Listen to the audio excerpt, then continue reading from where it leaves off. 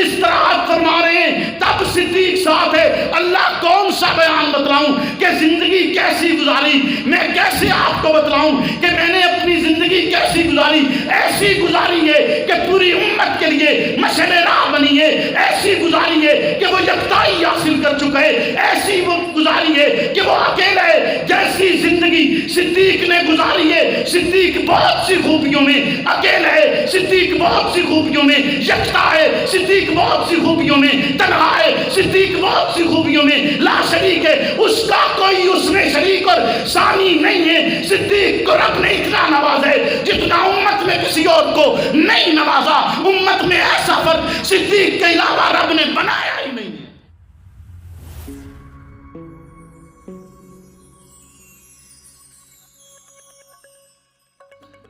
ولینان الثناء الیہ ثانیہ والصلاة والسلام علی افضل الرسل محمد وآلہ مسلیہ محمد وآلہ مسلیہ فی غربت الصلوات مجلیہ ومسلیہ۔ اما بعد فاعوذ باللہ من الشیطان الرجیم بسم اللہ الرحمن الرحیم۔ محمد رسول اللہ والذین معه اشداء علی الکفار رحماء بینہم۔ قال النبی صلی اللہ علیہ وسلم لا یؤمن احدکم حتی اکون احب الیہ من والدہ وولدہ والناس اجمعین او کما قال صدق اللہ وصدق رسولہ النبی الکریم۔ درود پاک پڑھیں۔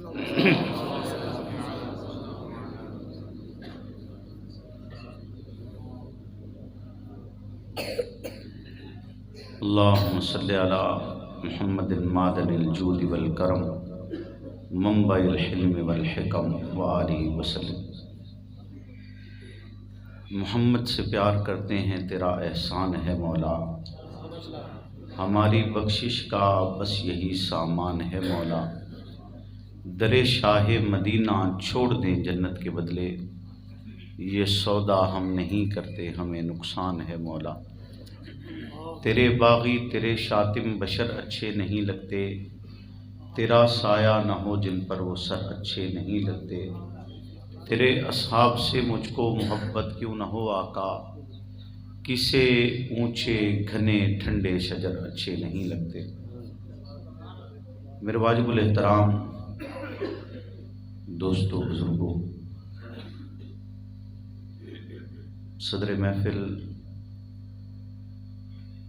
محترم عتیق الرحمن عزیزی صاحب، مفتی جمال احمد مدنی صاحب، مولانا محمد مکی صاحب، محترم غلام یاسین صاحب، صدر رابطہ کمیٹی پنجاب، محترم اسامہ صاحب، عمر حیدری صاحب اور محترم اللہ رکھا صاحب، جن کی پرخلوص دعوت پر یہاں حاضری کا شرف حاصل ہوا، خلاق عالم سے دعا گوں کہ وہ مجھے حق اور سچ کہنے کی توفیق عطا فرمائے اور حق اور سچ کہنے کے بعد مجھے اور آپ کو اس پر عمل پیرا ہونے کی بھی توفیق عطا فرمائے۔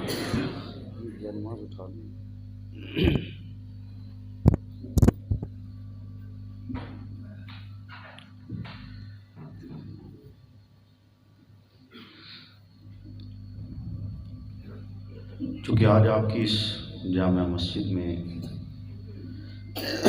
ہفتہ روزہ یہ ہوتی ہے، ماہانہ مجلس ذکر ہوتی ہے، آپ کی اس ماہانہ مجلس ذکر میں پہلی مرتبہ حاضری کا شرف حاصل ہوا ہے۔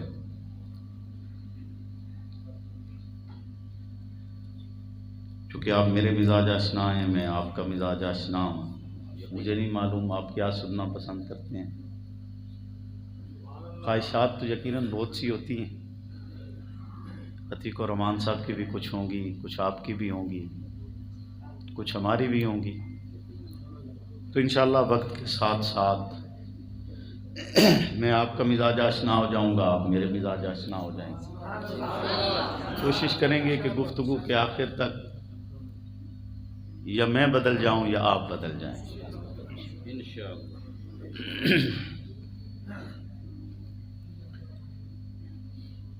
بحیثیت انسان ایک مدت کے بعد میرے اور آپ کے نصیب میں موت لکھی ہوئی ہے. وہ کب آ جائے، پل بھر میں آ جائے، لمحے بعد آ جائے، لیکن مرنا ہے یہ کنفرم ہے. موت سے بچنے کا کوئی راستہ، کوئی بھی راستہ نہیں. بالآخر مرنا ہے. اور موت کے بعد کے آپ نے احوال سنے ہوئے ہوں گے کہ یہاں سے پہلے قبر کی منزل ہے، اور قبر کی منزل کوئی حساب کتاب کی جگہ نہیں ہے. جیسے عرف عام میں ہم سنتے ہیں نا کہ حساب کتاب ہوگا، حساب کتاب کی جگہ نہیں ہے. وہاں تو آپ یوں سمجھ لیں کہ میرا اور آپ کا شناختی کارڈ چیک ہوگا.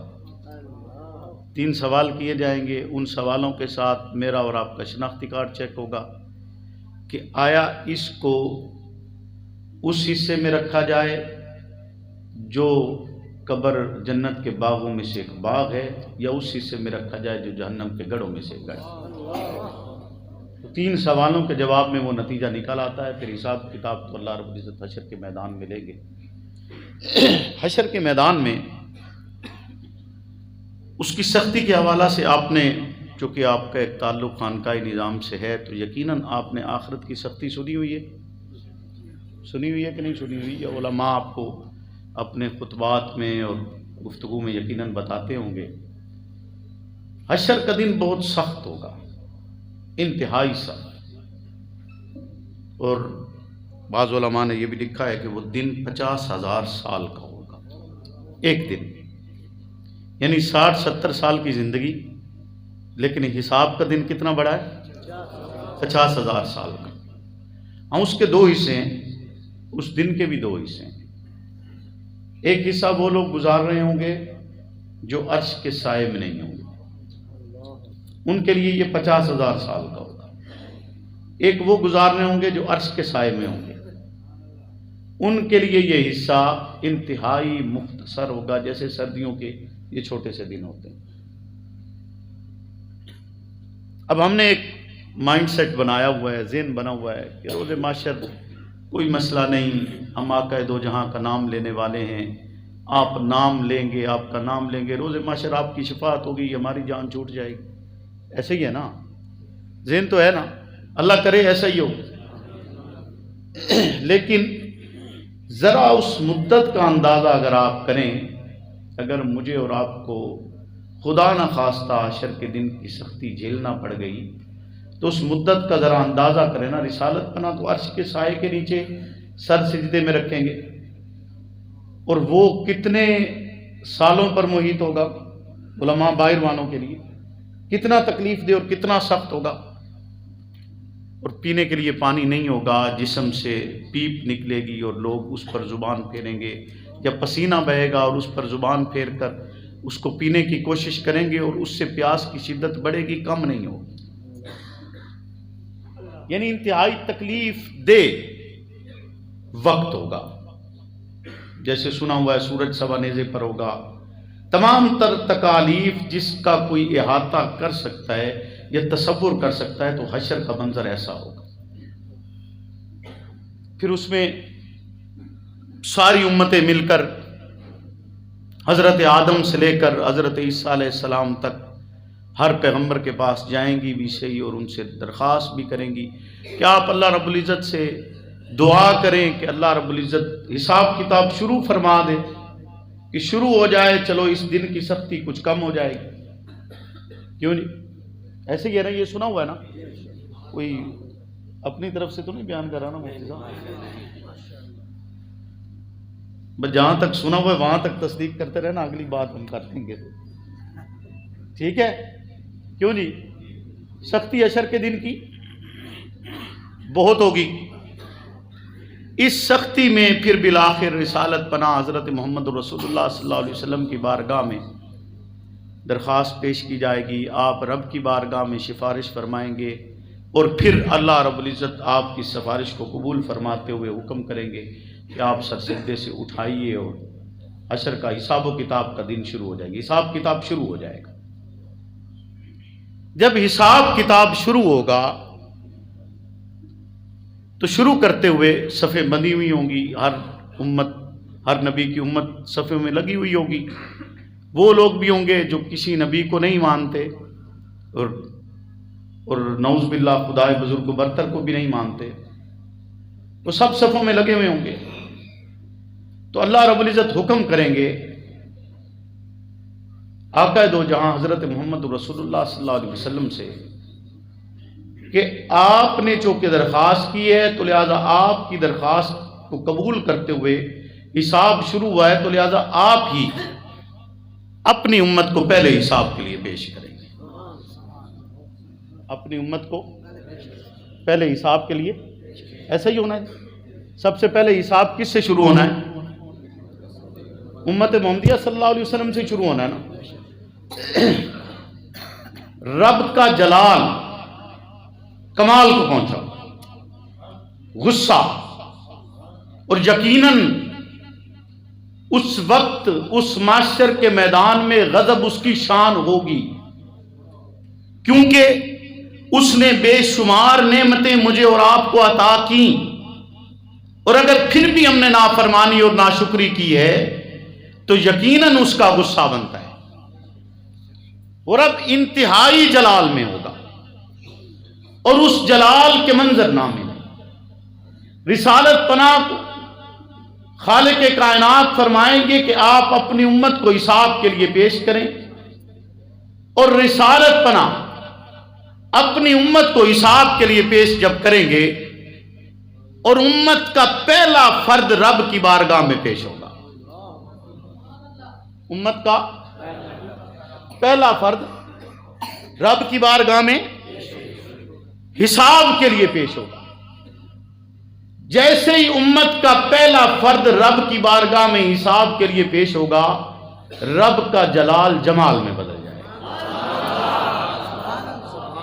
رب کا جلال جمال میں بدل جائے گا۔ آخر وہ فرد ایسا کون سا ہے کہ جو رب کے جلال کو جمال میں بدل دے گا؟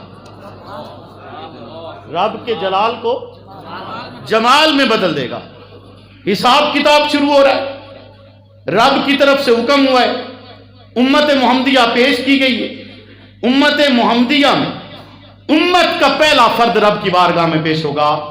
وہ پہلا فرد کون ہے؟ وہ پہلا فرد انج نہیں، مزہ انج نہیں آنا، ایسے نہیں آنا، صبر کریں تھوڑا۔ میں نے آپ کو کہا ہے میرا مزاج تھوڑا ہمارا مختلف ہے، ہم طریقے سے جو ہے نا انشاءاللہ چلیں گے۔ رب کا جلال بولے نا، رب کا جلال جمال میں بدل جائے گا۔ وہ پہلا فرد کون ہے؟ وہ پہلا فرد وہ ہے جو بغیر دلیل اور ثبوت مانگے محمد الرسول اللہ پر ایمان لاتا ہے۔ وہ پہلا فرد وہ ہے جو گھر کا سارا مال پیغمبر کی ذات پر لٹا دیتا ہے۔ وہ پہلا فرد وہ ہے جسے پیغمبر نے اپنے بعد اپنے مصلے پر اس طرح کھڑا کیا کہ اگر اس کے علاوہ کوئی اور کھڑا ہوئے، حتیٰ کہ حضرت عمر کھڑے ہوئے، تو رسالت پناہ نے حجرے سے آواز لگا کے فرمایا کہ لا واللہ لا واللہ لا واللہ، میرے جیتے جی میرے مصلے پر اس کے علاوہ کوئی کھڑا نہیں ہو سکتا، اس کے علاوہ کوئی اور کھڑا نہیں ہو سکتا۔ اور ایک دن سرکار خود تشریف لائے اور وہی امت کا پہلا فرد مصلے پر کھڑا ہے، تو رسالت پناہ کی آمد کا اشارہ دیکھ کر وہ پیچھے ہٹنے لگا، تو رسالت پناہ نے فرمایا کہ نہیں نہیں ٹھہر جاؤ، تینوں ہی تو کھڑا رکھنا ہے، تینوں ہی تو کھڑا رکھنا ہے۔ اگر وضاحت کر دیتے تو یہ بات نہ بنتی، تینوں ہی تو بولو نا، تینوں ہی تو اس مصلے تے کھڑا رکھنا ہے۔ آپ نے پیچھے امت کا پہلا فرد رب کی بارگاہ میں پیش ہوگا۔ اب جو سوال میں نے اور آپ نے سنے ہوئے ہیں کہ عرش میں سب سے پہلے خالق کائنات کی بارگاہ میں ہم سے سوال ہوگا کہ پہلا سوال نماز کا ہوگا، اولی پرسش نماز بود، روز معاشر کے جہاں گزار بود، اولی پرسش نماز بود، یہی سنا ہوا ہے نا، ایسا ہی ہے۔ اب اس امت کے پہلے فرد سے رب سوال کرے گا کہ نماز بولو نا نماز یہ تخیل ہے. صدیق تو حساب ہونا ہی نہیں ہوتا پہلے ہی جنت ہے نا. میں تخیل سے کچھ چیزیں آپ کو دینا چاہتا ہوں, ماز تخیل سمجھیے گا اسے, ورنہ صدیق بغیر حساب کتاب سے جنت جانا ہے, چونکہ وہ ہے ہی جنت آیا بھی جنت چو ہے. اس کی وضاحت بھی میں کروں گا. میں نے ایسے ہی نہیں کہا کہ صدیق جنت میں ہے بھی اور آیا بھی جنت سے ہے. توجہ ہے آپ کی. پہلا سوال نماز. اللہ کیڑیاں نمازاں او جیڑیاں پیغمبر دے پیچھے پڑھیاں یا پیغمبر دے مسلے تے کھلو کے پڑھائیاں؟ بولو نا, حساب ہوگا نا. پہلا سوال نماز. کون سی نمازیں؟ وہ جو پیغمبر کے مسلے پر پڑھائیں یا وہ جو آپ کے پیچھے پڑھی, وہ جو مدینہ میں ادا کی, وہ جو مکہ دار ارکم میں ادا کی, وہ نماز یا وہ اعلان جو بیت اللہ میں کیا تھا جب کہا لا الہ الا اللہ. اللہ کون سا اعلان بتلاؤں, کون سا مقام بتلاؤں؟ کوئی مقام ایسا ہے اسلام کی تاریخ کے آغاز سے لے کر اسلامی تاریخ کی انتہا تک محمد الرسول اللہ کے لا الہ کے اعلان سے لے کر رسالت پناہ کی اس دنیا سے رخصت ہو جانے تک کوئی منظرنامہ, کوئی مقام, کوئی حالات آپ کی خلوت کے ہوں, آپ کی جلوت کے ہوں, آپ کے سفر کے ہوں, آپ کے حضر کے ہوں, آپ کی ہجرت کے ہوں, آپ مکہ سے نکلے تب صدیق ساتھ ہے, آپ قبا میں پہنچے تب صدیق ساتھ ہے, آپ غار میں آئے ہیں تب صدیق ساتھ ہے, حتیٰ کہ آپ روضہ اثر میں استراحت فرما رہے ہیں تب صدیق ساتھ ہے. اللہ کون سا بیان بتلاؤں کہ زندگی کیسی گزاری, میں کیسے آپ کو بتلاؤں کہ میں نے اپنی زندگی کیسی گزاری. ایسی گزاری ہے کہ پوری امت کے لیے مشعل راہ بنی ہے, ایسی گزاری ہے کہ وہ یکتائی حاصل کر چکا ہے, ایسی وہ گزاری ہے کہ وہ اکیلا ہے. جیسی زندگی صدیق نے گزاری ہے, صدیق بہت سی خوبیوں میں اکیلا ہے, صدیق بہت سی خوبیوں میں یکتا ہے, صدیق بہت سی خوبیوں میں تنہا ہے, صدیق بہت سی خوبیوں میں لا شریک ہے, اس کا کوئی اس میں شریک اور ثانی نہیں ہے. صدیق کو رب نے اتنا نوازا ہے جتنا امت میں کسی اور کو نہیں نوازا. امت میں ایسا فرق صدیق کے علاوہ رب نے بنایا ہی نہیں ہے.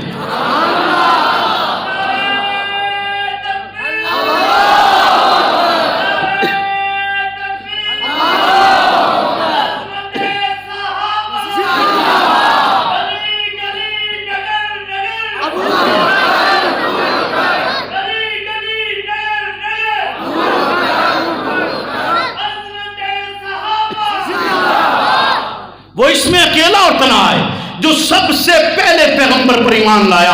میں نہیں اس بحث میں بڑھنا چاہتا کہ عورتوں میں پہلے ایمان کون لاتا ہے, بچوں میں پہلے ایمان کون لاتا ہے, غلاموں میں پہلے ایمان کون لاتا ہے. میں واضح الفاظ میں کہتا ہوں, آپ تاریخ اٹھا کر دیکھیے, صدیق تو تب ایمان لا چکا تھا جب ابھی پیغمبر نے اعلان بھی نہیں کیا, جب ابھی بتلایا گیا کہ ایک پیغمبر آئیں گے اور ایسے ایسے ان کے حالات ہوں گے.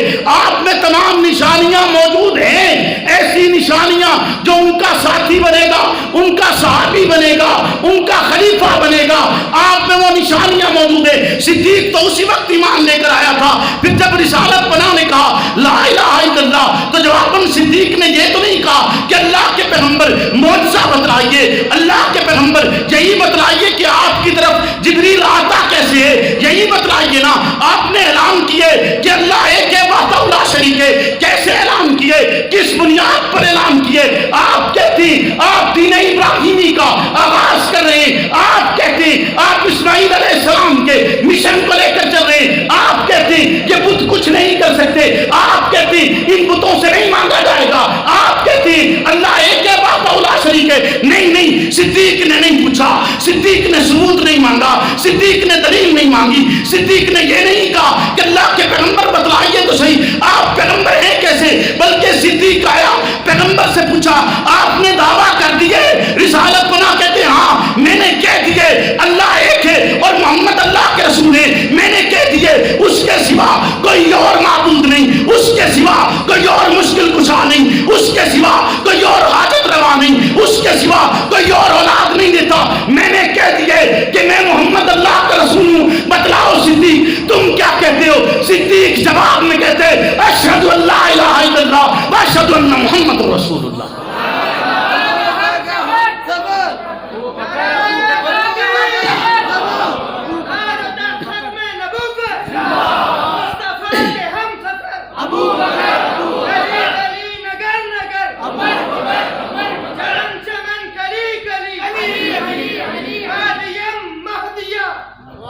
صدیق اس میں بھی تنہا ہے کہ رب نے جب میت اتاری تو اکیلے پیغمبر کی نہیں اتاری.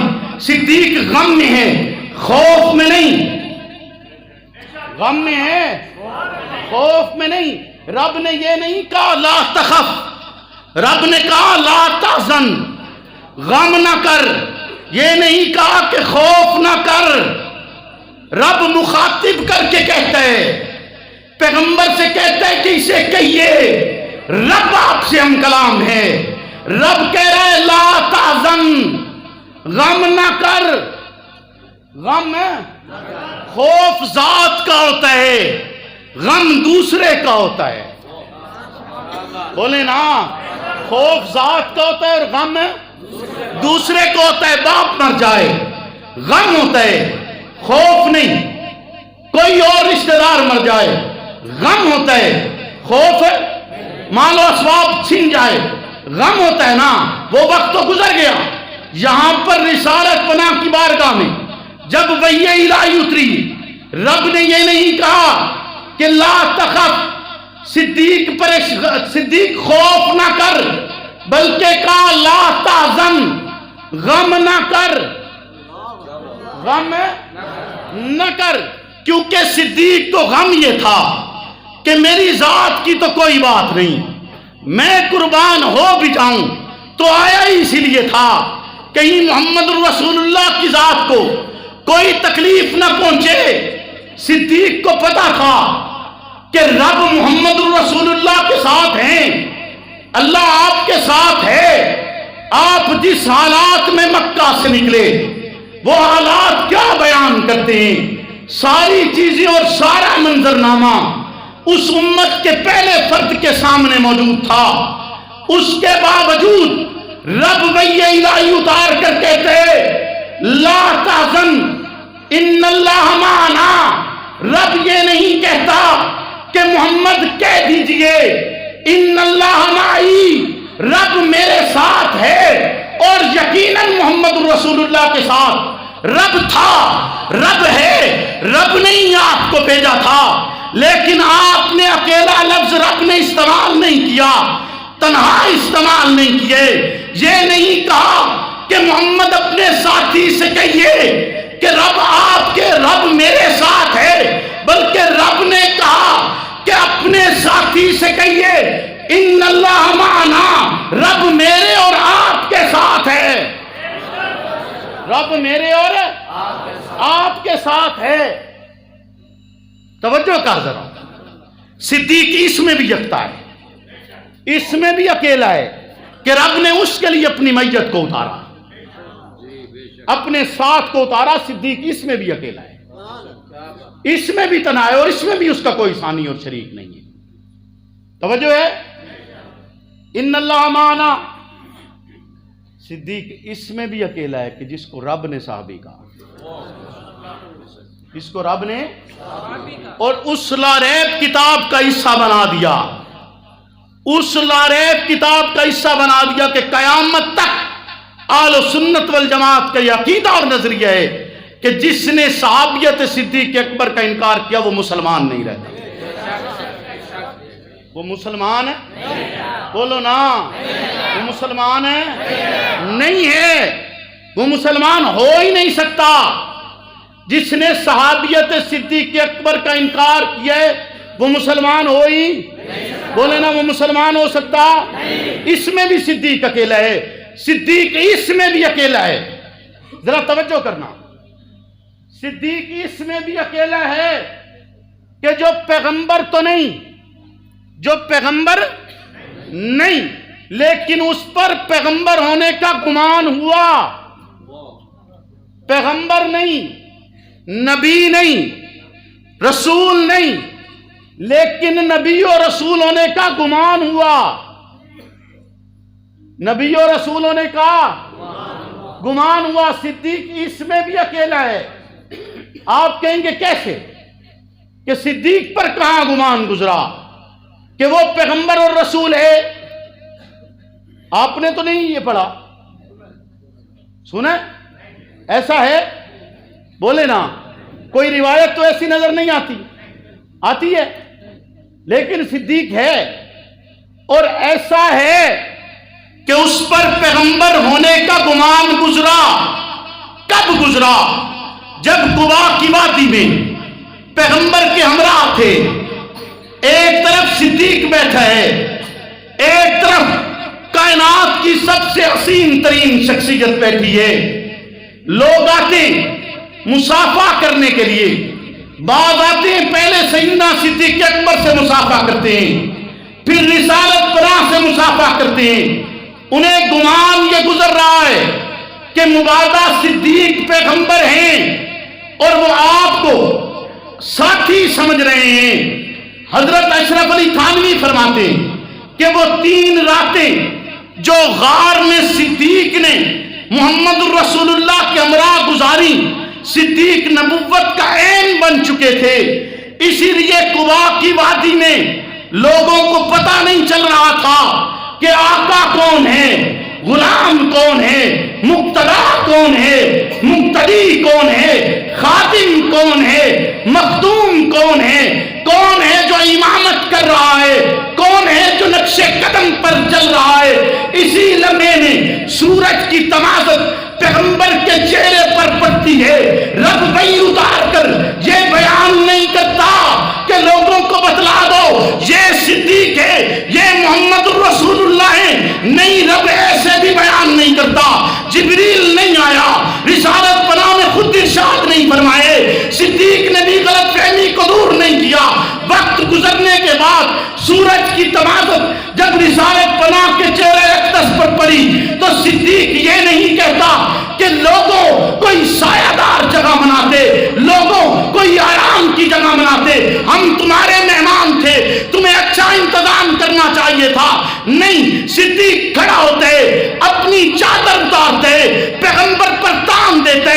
فعرف الناس، لوگوں نے تب جانا کہ خاتم کون ہے، مخدوم کون ہے، امام کون ہے، پیشرو کون ہے، کون ہے جو مقتدا ہے، کون ہے جو مقتدی ہے. اور میں کہنا چاہنا صدیق دی چادر بھی مغالطے کٹ دیتی ہے.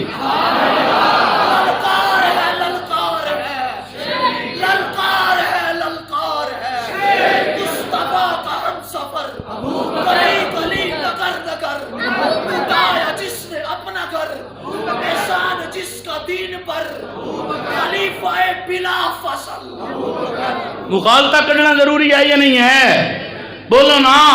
تے صدیق کی چادر ہوئے جڑی مغالطے، بولو نا مغالطے.